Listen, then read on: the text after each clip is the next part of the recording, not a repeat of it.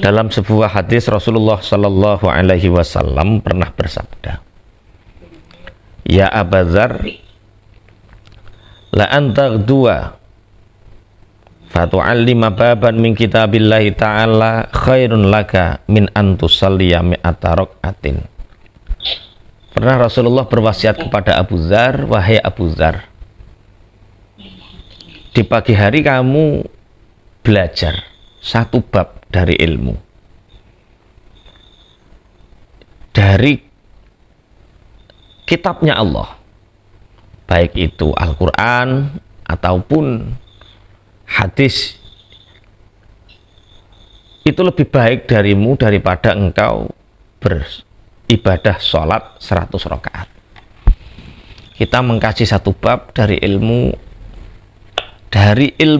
Al-Quran atau hadis, itu lebih baik daripada sholat 100 rakaat. Artinya bukan berarti terus sholat itu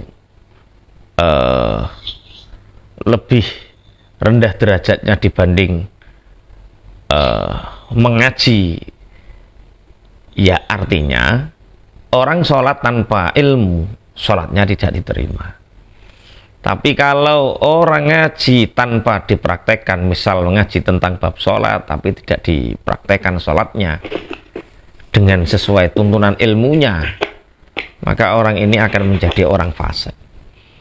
Artinya belajar tentang ilmu ini sebuah keniscayaan, sebagaimana tadi ibu-ibu MC tadi mengatakan, tanpa ilmu hidup tidak bermutu. Ya, itu memang benar sekali, karena Rasulullah SAW selalu berwasiat untuk selalu kita memperbanyak ilmu, untuk kita selalu memperbaiki ilmu. Wa an aliyin karramallahu wajah anin nabi sallallahu alaihi wasallam annahu qala sa'altu jibrila an ashabil ilmi faqala hum siraju ummatika fid dunya wal akhirah tuba liman arrafahum wal wailu liman angkarahum wa abghadahum. Diceritakan dari Sayyidina Ali karramallahu wajhah.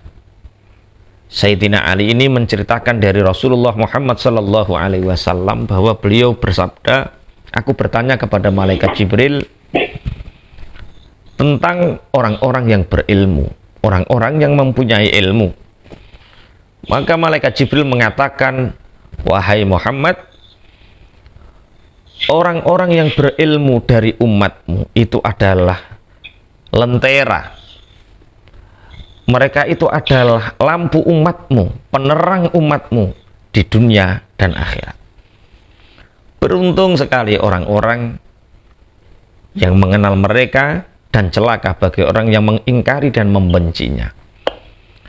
Artinya tugas kita adalah mencintai orang-orang yang berilmu, mengenal mereka, kemudian mengambil ilmunya, kemudian mengamalkan ilmunya.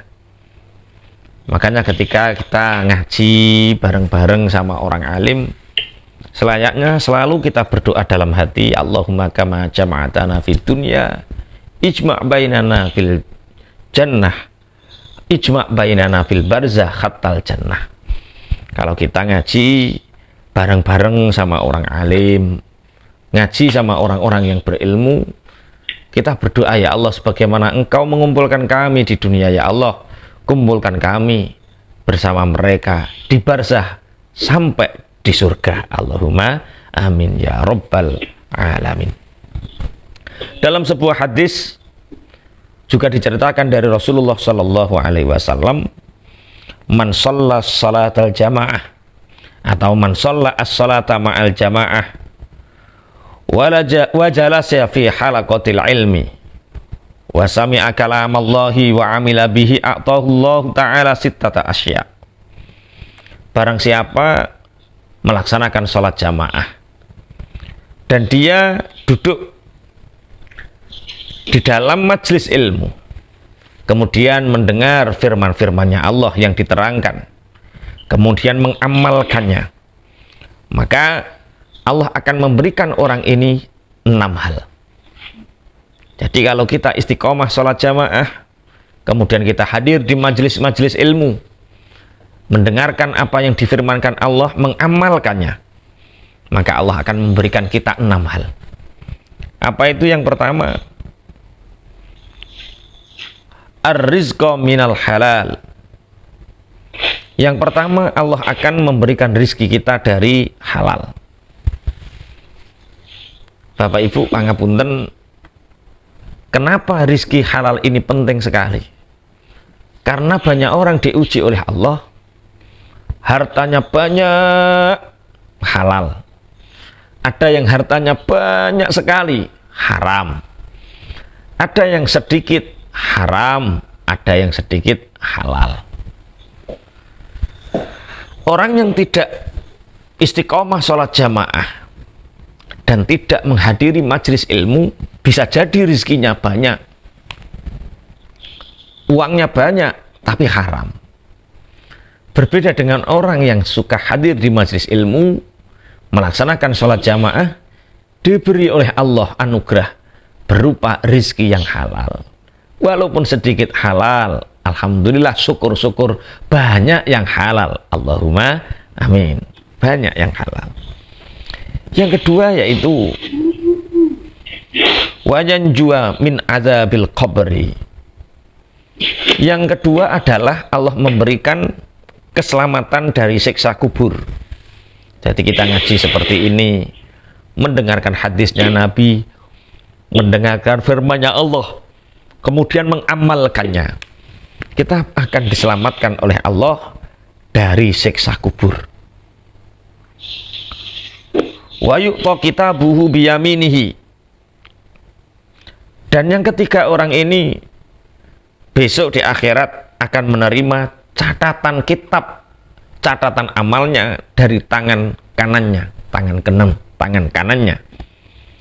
Wa yamurru 'ala sirat kalbarqi al-khatif. Kemudian orang yang ahli salat jamaah dan ahli hadir di majelis-majelis ilmu, besok dia akan berjalan di atas sirat seperti kilat yang menyambar, saking cepatnya, saking cepatnya. Wa yusharu minan nabiyina. Yang keempat, dia nanti orang yang ahli salat jamaah dan senang hadir di majelis ilmu, maka dia akan dikumpulkan oleh Allah bersama para nabi. Wa banallahu lahu baitan fil jannah min yaqutat hamra lahu arba'una baban. Dan Allah akan membangunkan untuknya rumah di surga dari yakut yang merah dan mempunyai 40 pintu. Ini keistimewaan orang yang sholat jamaah dan senang hadir di majelis ilmu. 6 hal ini, yaitu apa? Rizki yang halal, selamat dari siksa kubur, menerima buku catatan amalnya dengan tangan kanannya, melewati sirat seperti kilat yang menyambar, dikumpulkan dengan para nabi, dan Allah membangunkan untuknya rumah atau istana di surga dari intan permata yang merah dan pintunya berjumlah 40. Semoga Allah menjadikan kita termasuk orang-orang yang istiqomah sholat jamaah dan istiqomah hadir di majelis ilmu. Allahumma amin ya rabbal alamin. Ini adalah keutamaan bagaimana Allah memberi kemuliaan terhadap orang yang hadir di majelis ilmu. Orang yang suka mendatangi halakoh-halakoh atau pertemuan-pertemuan yang di situ ada pembahasan tentang ilmunya. Apalagi komit ini kan 2, bahas tentang ilmu dan bahas tentang khataman Quran. Ada 2 kemuliaan. 1 kemuliaan tentang keutamaan ilmu, 2 tentang kemuliaan Al-Quran. Ya, semoga Allah ridho dengan apa yang kita ikhtiarkan, dan semoga Allah memberikan keberkahan untuk kita semua. Allahumma amin ya rabbal alamin. Di dalam tafsir At-Taisir diterangkan sebuah hadis.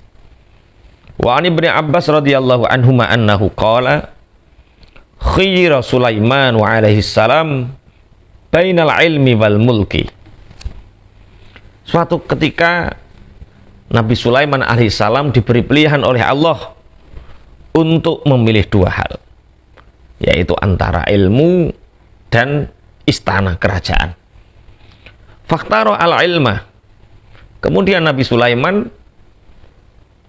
memilih ilmu. Fa'utiyal ilma wal mulka. Kemudian karena Nabi Sulaiman memilih ilmu, maka Allah memberinya dua hal, yaitu Allah memberikan ilmu dan istana. Hadis ini menggambarkan betapa ilmu ini bisa menarik istana. Ilmu ini bisa mendatangkan apapun yang dikehendaki. Ini keistimewaan ilmu, sebagaimana wonten dawuh man arada dunya fa'alaihi bil ilmi. Barang siapa yang menginginkan dunia, maka dia harus punya ilmu, namanya ilmu duniawi. Wong kok orang duwe ilmu duniawi nasibnya dadi buruh. Buruh niku awak lebur ora weruh. Keringat diperes, tenaga dihabiskan, tapi yang dihasilkan tidak seberapa. Karena apa? Karena bodoh tentang ilmu dunia. Kita perhatikan orang yang menjadi buruh kuli batu. Bukan berarti kuli batu itu buruk, itu halal. Tolabul halal itu luar biasa. Ini menceritakan perbedaan antara orang yang pinter ilmu dunia dengan bodoh ilmu dunia. Ada orang yang tidak ngerti ilmu duniawi, dia jadi buruh kuli batu, ngusungi waktu, mengangkat batu ke atas truk. Satu truk berapa? Gajinya 100.000, 200.000, kadang dibagi 2 orang, 3 orang. Keringet sak jagung-jagung, tenaga diperes dientekke 100.000, 200.000. Ada orang ngambil batu kecil, batunya kecil, nggak berat, ya ora keringetan, tenaga juga tidak sampai habis, ngambilnya juga tidak terlalu sulit. Batu kecil diambil 10 juta. Apa itu 10 juta? Batu apa itu? Batu permata. Batu permata akeh. Oh. Lah nek permata akeh wis rasa ngaji, rasa sekolah, modal grindo. Larian nih kan kemana batu akeh. Batu akeh. Batu ginjal loh Bu, batu ginjal, batu akeh. Batu ginjal. Ada orang terkenal batu ginjal. Batunya kecil. Ngambilnya juga nggak ngoyo, keringetan ya ora, meruntus ya ora. Diambil, bayarnya 10 juta. Kira-kira bayar napa mboten? Bayar. Karena apa? Orang punya ilmu duniawi.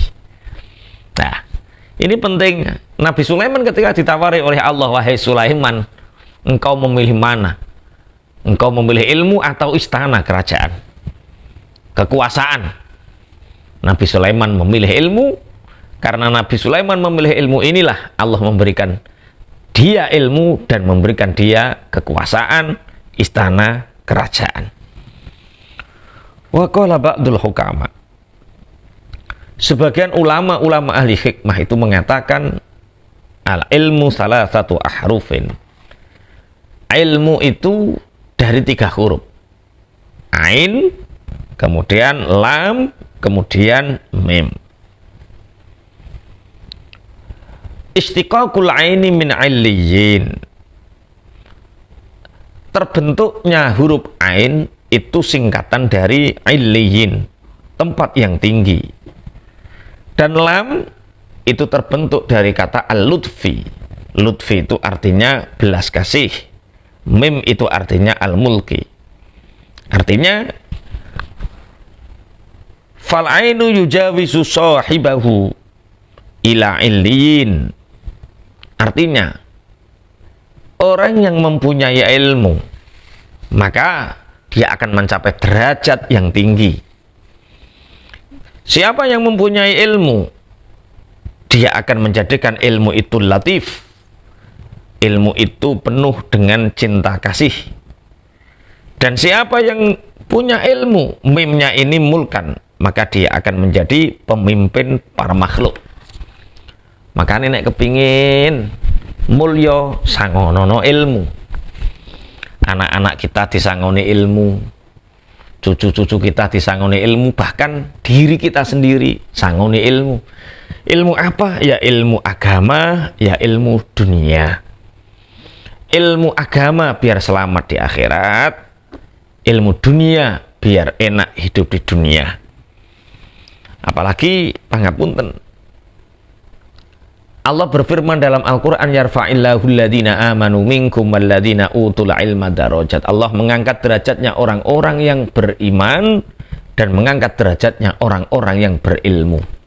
Berarti dua yang mengangkat derajat manusia, iman dan ilmu. Orang yang berilmu, anak wong melarat, disangoni ilmu, dia akan mulia. Orang tuanya juga akan menikmati kemuliaannya. Anaknya orang kaya, disangoni ilmu, dibekali ilmu, anak ini akan menjadi mulia, orang tuanya juga ikut mulia. Siapapun kalau punya bekal ilmu, maka derajatnya akan diangkat oleh Allah, akan menjadi mulia. Ilmu itu ibarat angka 0 dinilai mata uang, misal rupiah. Kita, anak-anak kita sudah punya bekal jasad, fisik itu angka 1. Ilmunya itu 0. Semakin nolnya banyak, maka uang ini akan semakin mahal. Contoh, uang 1000, nolnya hanya 3. Uang 100.000, nolnya 5. Kira-kira ibu kalau dikasih tawaran, panjenengan dikasih suaminya uang 1000 sama uang 100.000, kira-kira milih mana? Tentunya 100.000. Semakin nolnya banyak, semakin bernilai. Uang 100.000 digelitake teng pundi-pundi, dia ditaruh dimanapun, dia akan bernilai. Di rumah wong, di rumah apik.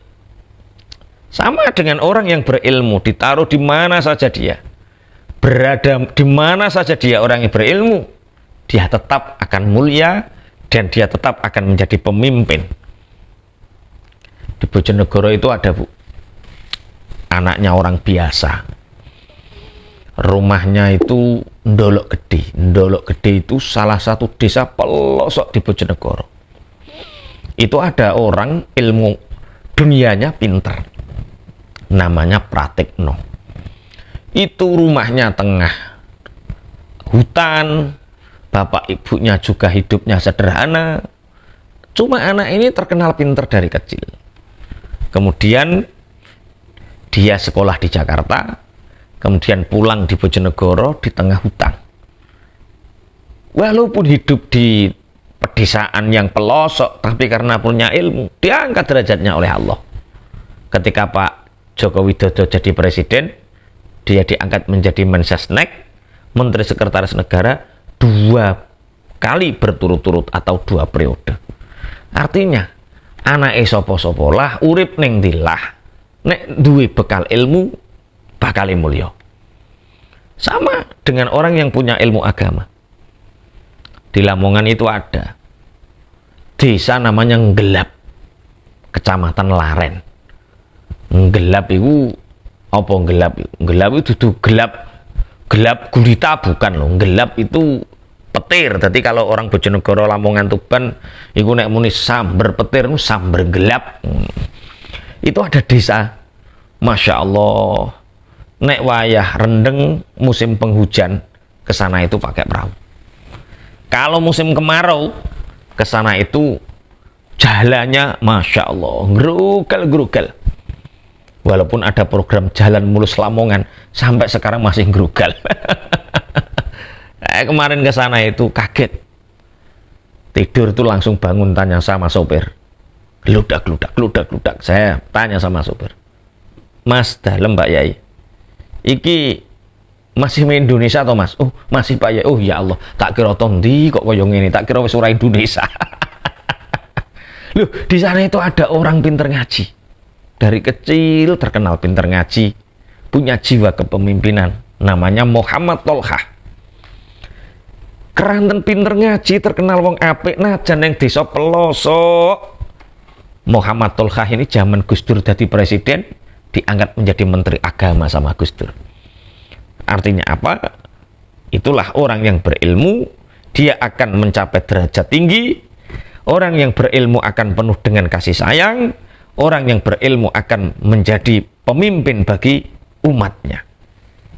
Ilmu. Ini keistimewaan ilmu. Diceritakan bahwa sesungguhnya Rasulullah Muhammad SAW pernah datang di depan pintu masjid. Fara'a asyaiton inda babi. Kemudian Rasulullah diperlihatkan oleh Allah, diberi kemampuan oleh Allah saat itu melihat setan berada di pintu masjid. Kemudian Rasulullah bertanya, "Ya iblis, suma tasna'uhuna?" Hei iblis, apa yang kamu lakukan di sini? Kemudian setan menjawab, "Uridu an adkhulal masjid wa ufsida sholata hadzal musalli." Setan menjawab, aku ingin masuk ke masjid dan ingin membatalkan, merusak sholatnya orang yang sholat ini. Walakin akhafu min hadhir rajul an-naimi. Tetapi ketika aku akan masuk masjid, aku takut kepada orang ini, yaitu ada orang yang tidur di depan pintu masjid. Setan kepingin masuk, ingin menggoda orang yang sholat di dalam masjid, tapi di pinggir pintu masjid ada orang yang tidur. Dan setan ini takut sama yang tidur, tidak takut sama yang sholat. Rasulullah terkejut, Rasulullah kaget.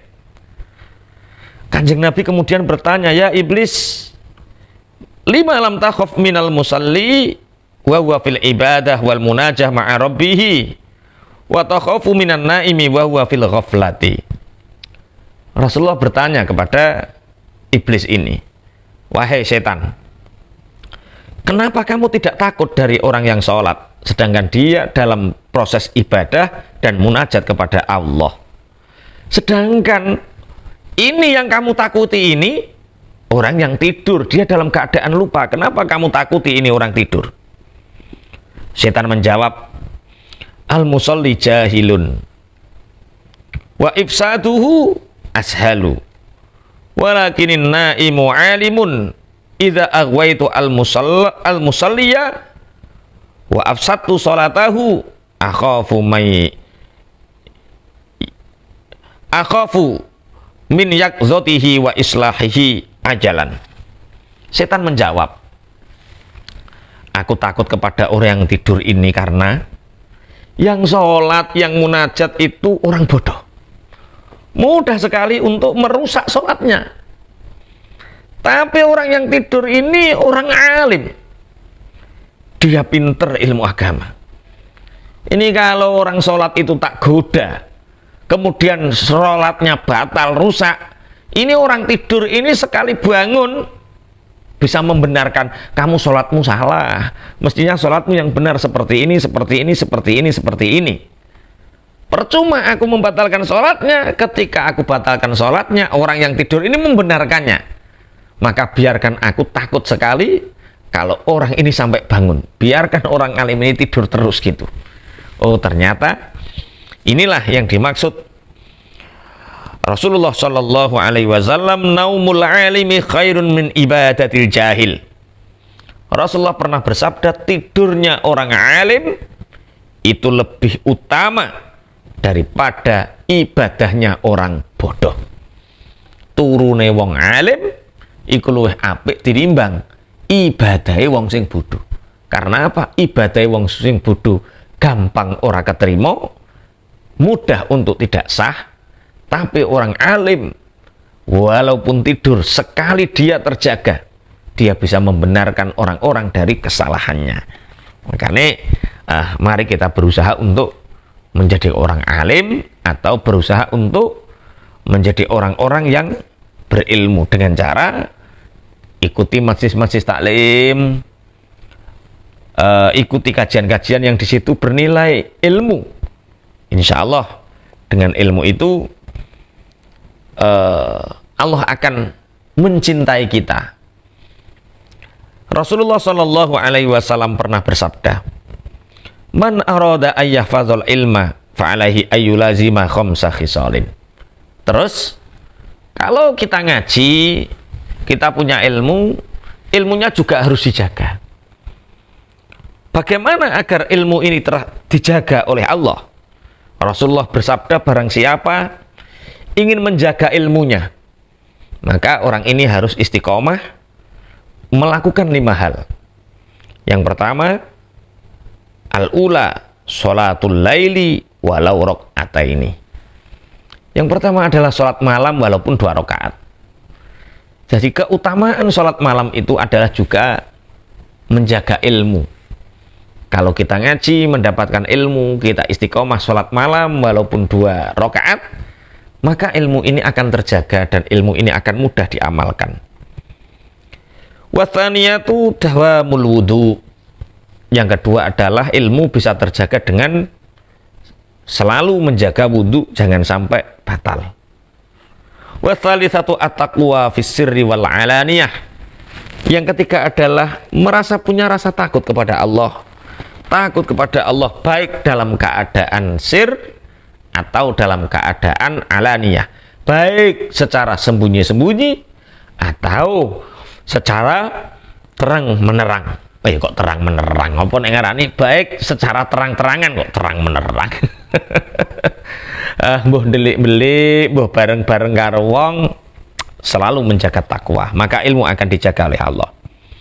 Warabi'atu ayyakula littaqawi la lisyahawati. Yang keempat, kalau ika ingin ilmu kita dijaga oleh Allah, kita memakan sesuatu yang membuat kita mampu melakukan ibadah, bukan karena enaknya atau keinginannya. Makan itu yang penting halal, sekedar untuk mengganjal perut dan menegakkan punggung, kemudian melakukan ibadah, itu makan. Jadi makan jangan karena disenangi kemudian dimakan, tapi makanlah sesuatu yang membuat kita mampu untuk melakukan ibadah kepada Allah. Wal khamisah as-siwaku. Yang kelima adalah dengan kita melakukan siwakan. Siwak itu melakukan apapun, menggunakan apapun yang barang ini bisa membersihkan gigi dan menyedapkan bau mulut, itu namanya siwak. Orang-orang zaman Rasulullah atau orang-orang soleh biasa menggunakan kayu arok. Kayu arok itu kayu kecil yang bisa menetralisir bau mulut. Ketika digosokkan di gigi, maka gigi ini akan menjadi bersih. Namanya kayu arok, yang biasa dibawa orang-orang yang pulang umroh, pulang haji, oyote klopo, itu namanya kayu arok. Bagaimana kalau kayu arok ini sulit didapatkan? Berarti dengan siwakan, dengan apapun yang menyebabkan bau mulut kita menjadi harum dan gigi kita menjadi bersih, baik itu dengan sikat gigi atau dengan hal-hal yang lain. Rasulullah Shallallahu Alaihi Wasallam juga pernah bersabda, khairud dunya wal akhirah ma'al ilmi wa syarafud dunya wal akhirati ma'al ilmi. Kebaikan dunia dan akhirat itu bersamaan dengan ilmu, dan kemuliaan dunia dan akhirat itu juga bersamaan dengan ilmu. Artinya, kalau kita ingin mulia di dunia, ya tetap kita punya ilmu dunia. Kalau kita ingin di akhirat nikmat masuk surganya Allah, maka kita juga harus punya ilmu yang disebut dengan ilmu din atau ilmu agama. Bismillahirrahmanirrahim. Ini kemuliaan-kemuliaan bagaimana Allah mengistimewakan orang-orang yang berilmu. Bismillahirrahmanirrahim. Diceritakan idza kana yaumul qiyamati yu'ta bi arba'ati nafarin inda babil jannah bighairu ru'yatil hisab wal azab. Diceritakan besok hari kiamat ini didatangkan 4 golongan di depan pintu surga. 4 golongan ini tahu-tahu sudah di depan pintu surga tanpa melihat hisab dan azab. Al-awwalu al-alim alladzi amila bi'ilmihi. Yang pertama yang di depan pintu surga tanpa tahu azab, tanpa tahu hisab, yaitu orang alim yang mengamalkan ilmunya. Wathani al-hajj alladzi hajja bighairi amalil fasad. Yang kedua, orang yang melakukan ibadah haji dan hajinya ini mabrur tanpa celah, tanpa ada sesuatu hal yang merusak. Ini orang yang haji ikhlas mabrur besok di surga, di depan pintu surga tanpa melihat hisab dan tanpa melihat azab. Wa tsalitsu asyahidu alladzi qutila fil ma'rakah. Yang ketiga adalah orang yang mati syahid yang terbunuh karena di dalam peperangan membela agamanya Allah. Warabi'u as-sakhiyu alladzi iktasaba malan halalan wa anfaqahu fi sabilillahi bighairi riya'in. Yang keempat adalah orang yang dermawan, sakhi. Orang yang dermawan yang bekerja mengumpulkan uang-uang halal, harta-harta halal, kemudian menginfakkan hartanya untuk perjuangan di jalan Allah fi sabilillah. Akhirnya 4 orang ini tadi siapa? Orang alim yang mengamalkan ilmunya, orang haji yang hajinya itu karena sempurna hajinya tanpa ada celah. Yang ketiga adalah orang yang mati syahid karena membela agamanya Allah. Yang keempat adalah orang yang dermawan yang bekerja untuk mendapatkan halal kemudian menginfakkannya. Orang 4 golongan ini tahu-tahu di depan surga tanpa tahu hisab dan tanpa melihat azab. Akhirnya apa yang terjadi? Fayunazi'u ba'duhum ba'dun lidukhulil jannati awalan. Keempat orang ini berdebat tentang siapa yang berhak pertama kali untuk masuk surga. Jere sing haji aku dhisik dhewe, jere wong sing alim aku dhisik dhewe, jere wong sing mati syahid aku dhisik dhewe, jere orang yang dermawan aku dhisik dhewe, aku yang pertama kali. Akhirnya fayursilullahu ta'ala Jabrailu liyahkuma bainahum. Akhirnya Allah mengutus malaikat Jibril untuk memutuskan, memberi keputusan di antara mereka. Kemudian fayas'alu awalan asyahid. Malaikat Jibril bertanya pertama kali kepada orang yang mati syahid. Fayaqulu lahu ma amilta fid dunya wa anta tazidu dukhulul jannah. Fayaqulu lahu ma amilta fid dunya wa anta turidu dukhulal jannati awalan. Malaikat Jibril bertanya kepada orang yang mati syahid, amalan apa di dunia yang engkau kerjakan sehingga engkau menginginkan masuk surga pertama?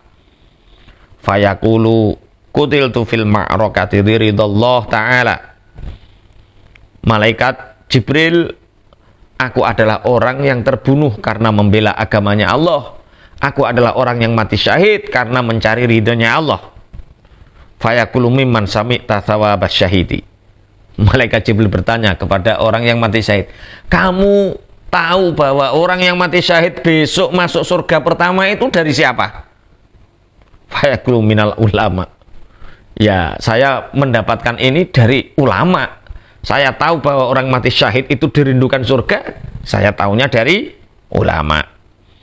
Fayaqulu ihfazil adab la taqaddam ala muallimika. Hei, kata malaikat Jibril, orang yang mati syahid, jagalah adabmu. Jangan sekali-kali engkau masuk surga mendahului orang yang mengajarimu ilmu, yaitu orang alim. Tsumma yarfa'u ra'sahu ilal hajj. Kemudian malaikat Jibril menuju orang yang haji.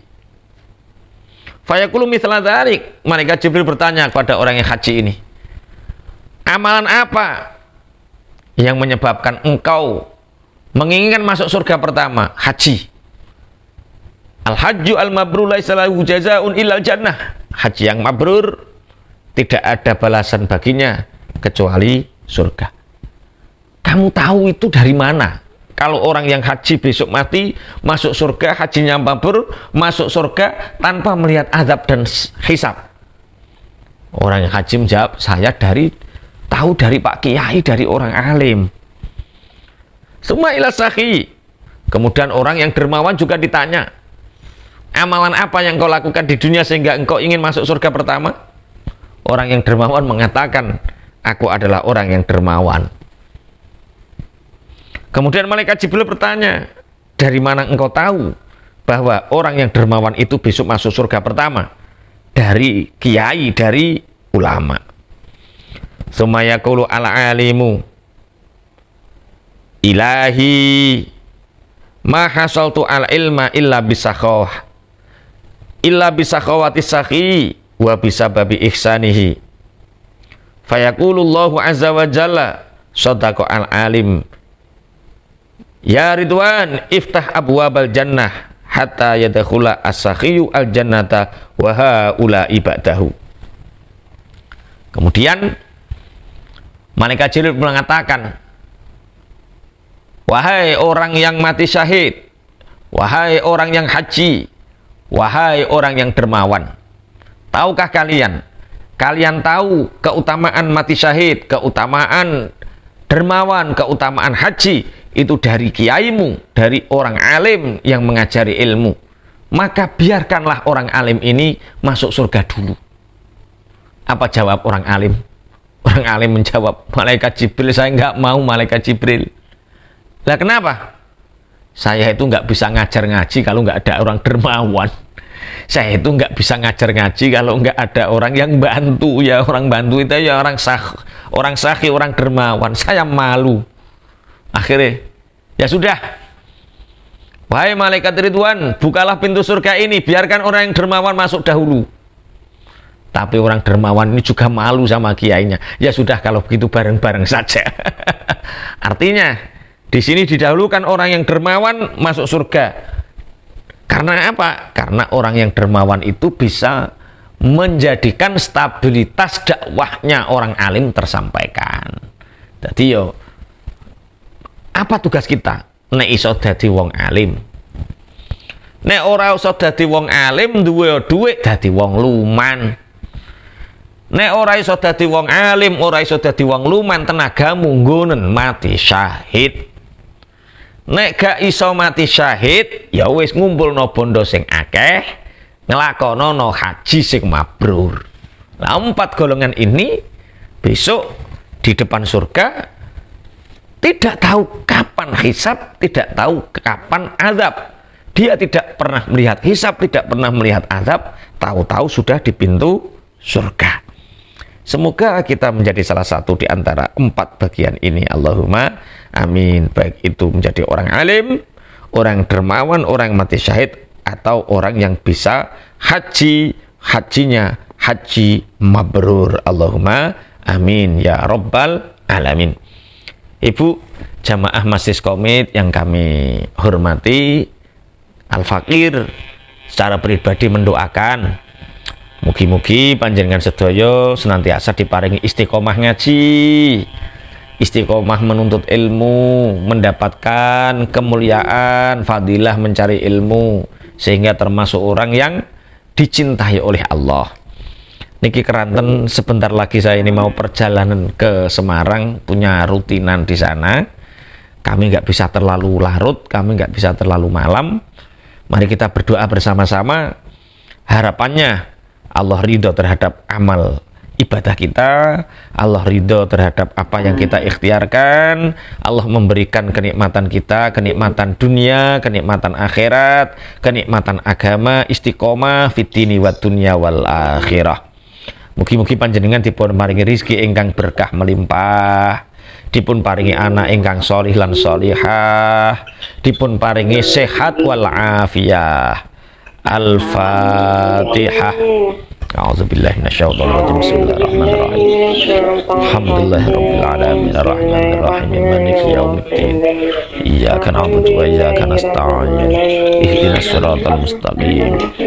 Siratal ladzina an'amta 'alaihim ghairil maghdubi 'alaihim waladdallin.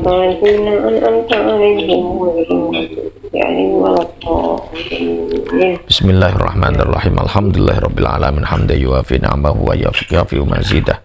Ya Rabbana lakal hamdu kama yanbaghi li jalali wajhika li ma'azimi sultanik. Wassalatu wassalamu ala sayyidina Muhammadin walhamdulillahi rabbil alamin. Allahumma inna maghfirataka arja min a'malina ya Allah, wa inna rahmataka awsa'u min dhunubina ya Allah. Allahumma illam nakun ahlan an nabla rahmatak farahmatuka ahlun anta bulughuna li annaha wasi'at kulla syai'in ya arhamar rahimin. Allahumma aslih qulubana wa azil uyubana wa tawallana bil husna wa zayyina bit taqwa wajma' lana khairal akhirah wal ula warzuqna ta'ataka ma abqaitana. Allahumma yassir lana lil yusra wa jannibna al usra wa a'idna min syururi anfusina wa min sayyiati a'malina wa a'idna min adzabin nari wa adzabil qabri wa min fitnatil mahya wal mamati wa min fitnatil masiihid dajjal. Rabbana atina min ladunka rahmatan wa hayyi' lana min amrina rasyada. Allahumma inna nas'aluka al-'afwa wal 'afiyah. Allahumma inna nas'aluka al-'afwa wal 'afiyah. Allahumma inna nas'aluka as-sihhah wal 'afiyah fid dini wad dunya wal akhirah. Rabbana atina fid dunya hasanatan wa fil akhirati hasanatan wa qina adzabannar. Wa sallallahu ala sayyidina Muhammadin subhana rabbika rabbil izzati amma yasifun. Wassalamun alal mursalin walhamdulillahi rabbil alamin. Bisiril Fatihah. A'udzubillahi minasyaitonir rajim.